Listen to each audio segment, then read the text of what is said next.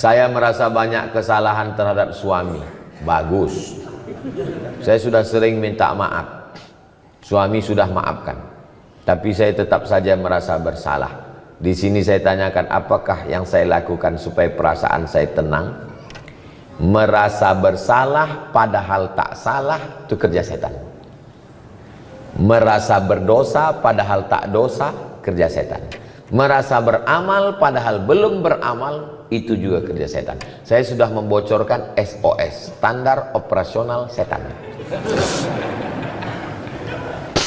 Kalau menurut Allah benar, menurut Rasulullah benar, menurut ulama benar, jangan merasa bersalah. Aku sudah minta maaf, aku sudah amanah, menjaga keluarga, menjaga anak-anak. Tanya suami, kau sudah memaafkan saya bang? Aku sudah memaafkan dek, karena aku terpaksa. Maka ibu tidak salah. Ibu sama dengan suami. Al-mu'minun suami, wal mu'minat istri, ba'duhum awliya'u ba'd. Mereka saling tolong menolong menjaga keluarga. Ya'muruna bil ma'ruf, mengajak anak keluarga berbuat baik. Wa yanhauna 'anil munkar, melarang buat munkar. Kau jangan selingkuh bang, kau jangan dilarikan pelakor, kau jangan buat macam-macam. Ini ku siapkan kain kalau mau pergi, ini baju koko, ini tasbih banyak berzikir, ini sholat jangan sampai tinggal.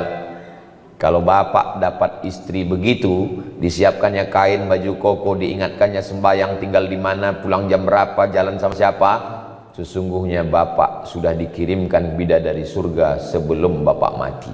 Kalau dapat istri model begini, jangan dikubur sebelum meninggal.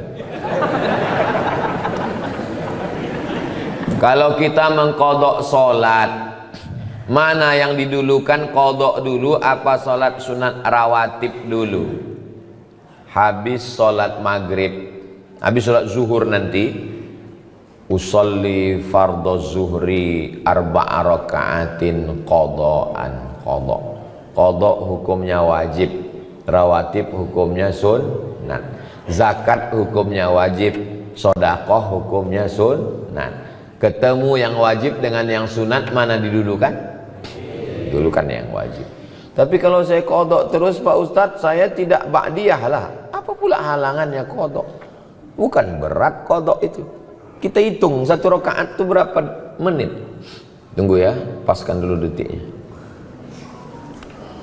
Allahu akbar, Allahu akbar kabira walhamdulillahi katsiran wa subhanallahi bukratan wa asila wajjahtu wajhiya alladhi fatara as-samawati wal arda hanifan musliman wa ma ana minal musyrikin inna salati wa nusuki wa mahyaya wa mamati lillahi rabbil alamin la syarika lahu wa bidzalika umirtu wa ana minal muslimin.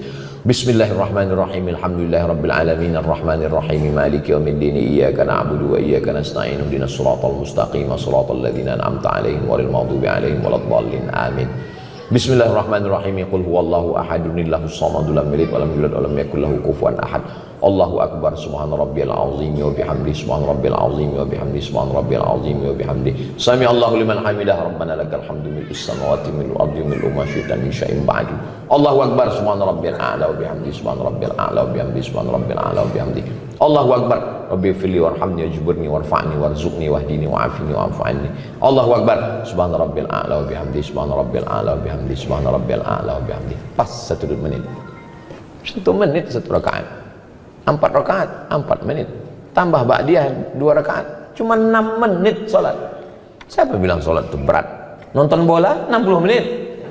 Perpanjangan waktu dibohongi pula sama wasit. Kenapa tahan? Scroll 60 menit. Kenapa tahan? Qadha cuma 4 menit tak tahan. Berhasil setan. Apakah saya salah jika saya berpihak kepada mereka yang lemah padahal mereka salah? Udah lemah salah pula lagi. Pula kita berpihak kepada orang yang salah. Betul kata Allah, betul kata Rasulullah, betul kata ulama, lemah dia, kita tolong. Unsur akhaka, tolong saudaraku, zaliman au mazluman, yang zalim maupun yang dizalimi. Kalau yang dizalimi kami tolong, kami tahu cara menolongnya. Yang dizalimi kami tolong. Tapi kalau yang menzalimi, macam mana kami menolongnya? Tahan tangannya. Orang yang mau menzolimi, memukul, menganiaya, tahan tangannya. Begitu cara menolong orang. Tolong saudaramu yang menzolimi maupun yang dizolimi. Jangan diam menengok orang teraniaya. Saya jalan bawa mobil, nyetir sendiri. Saya tengok ada satu anak diletakkan di atas parit. Di atas parit ini ada papan. Anaknya berdiri, dilempar sama dua orang anak pakai batu. Turun saya dari mobil, saya tengok lama. Saya tengok anak yang dilempar. Habis itu rupanya lama-lama dua anak ini sadar, ditengoknya saya. Tengoknya saya, ketakutan. Saya bilang, kau berdua bawa ayah kau sini, aku pijak batang lehernya. Kalau sekali lagi ketangkapku kau menganiaya, membuli anak-anak ini, habis kalian gua. Saya paling pantang menengok orang, membuli orang. Baik anak-anak maupun orang dewasa. Tak boleh menganiaya orang, tak boleh menzolimi orang. Maka kalau kita menengok ada, walaupun hal kecil remeh-temeh, banyak orang, itu anak-anak biasa. Itu sudah membunuh mental dia. Berapa banyak anak-anak bunuh diri gara-gara mentalnya diejek, diolok, mengadu sama maknya, ngadu sama ayah. Memang begitu anak-anak. Jangan, anak-anak ini mesti kita bela. Anak saya, keponakan saya, itu ditanya. Ada kawan di kelas itu yang ngejek-ngejek, ngolok-ngolok, ada? Tak ada. Kalau ada mengejek, balas. Mana boleh kita balas ejek? Boleh. Disentilnya telinga kau, cabut telinga dia. Yang dibiarkan anak kita diolok-olok orang. Apakah saya membatasi pergaulan suami? Kalau suami berkawan sama peminum khamar, pecandu narkoba, ibu jangan diam. Jadi bagaimana kami bersikap kalau suami saya nih Pak Ustadz sering berkawan, mabuk-mabuk, sakau-sakau, pecandu narkoba? Sebentar ya.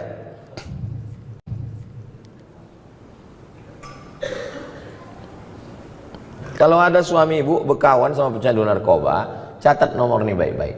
0813 11 44 21 93, nomor BNN, Badan Narkotika Nasional. Sekarang mungkin ibu belum tertarik untuk menulisnya, tapi nanti kalau ingat, cari ceramah saya di Masjid Hijir Ismail di menit yang pokoknya pas di ujung-ujung pas tanya jawab. Hubungi BNN, suruh tangkap. Karena kalau ibu menasehati, janganlah bang pakai narkoba bang. Oh dia amuknya ibu, tangkap dia. Sesudah tangkap, jenguk. Insya Allah, udah menangis darah dia. Biar agak-agak 3 malam. Orang kalau tidak dikasih efek jerah, kalau tidak shock terapi, dia tak akan takut. Nah mesti begitu. Nanti kalau ada orang yang mengeluh suaminya, suami pecandu narkoba, suami pejudi, suami ini, suami jahat, suami nakal, segala macam. Insya Allah kalau pakai jurus saya ini, gimana suaminya bu? Alhamdulillah Pak Ustadz sudah ditangkap. Tak mampan lagi nasihat zaman sekarang. Bagaimana dengan perempuan yang tidak berjamaah subuhnya tapi mau melaksanakan sholat sunat isyraq di rumah? Di rumah itu usahakan ada namanya musolla al-bait. Musolla al-bait dalilnya Nabi datang bertamu ke rumah sahabat. Setelah makan Nabi bertanya, aina turidu an usolli? Di mana kamu mau saya sholat di rumahmu? Kata sahabat, sholat di sini ya Rasulullah. Nabi pun sholat. Tempat sujud Nabi di rumah itu dijadikan musolla al-bait. Itulah dalil sunnah membuat satu sudut rumah musolla. Tapi rumah kami tak besar Pak Ustadz, bukan rumah orang kaya, tak ada musolla khusus. Tak perlu. Buat aja satu sudut yang biasa sholat di situ, sholat duha di situ, tahajud di situ, letakkan sajadah di situ. Maka menurut mazhab Hanafi, musolla al-bait perempuan boleh iktikaf di situ. Laki-laki tak boleh. Laki-laki mesti di masjid. Perempuan yang berat, ada anak kecil, kesulitan, kesusahan, dia boleh iktikaf di situ dan dia boleh sholat sunat isyraq. Ya bagi yang berat, karena sholat sunat isyraq mesti di masjid. Oke dia sholat di situ, habis itu dia berzikir baca Quran sampai masuk waktu jam 6.11, habis itu baru dia selanjutnya ada aktivitas-aktivitas. Hilang pula pertanyaan yang tadi, yang kertas itu ada.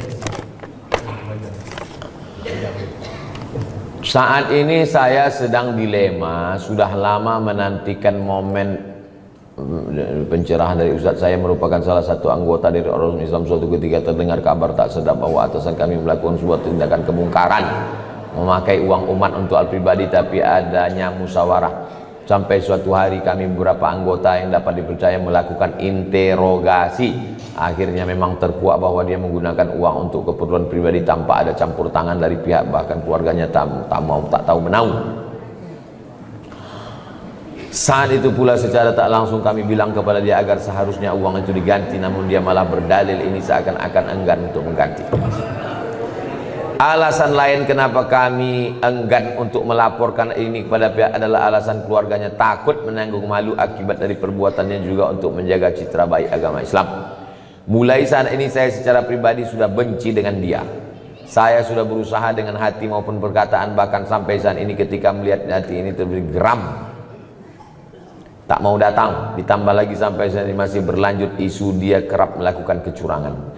Seperti yang Ustadz sampaikan, kita begitu membara berapi-api kita yang mencegah kelakuan bejat Zionis Israel berada di Palestina. Tapi ketika melihat kemungkaran di depan mata kita diam.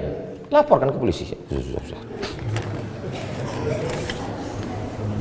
Kalau mau ganti, kalau takut melaporkan Fir'aun ini ke polisi, ganti duit yang hilang itu, karena itu duit umat.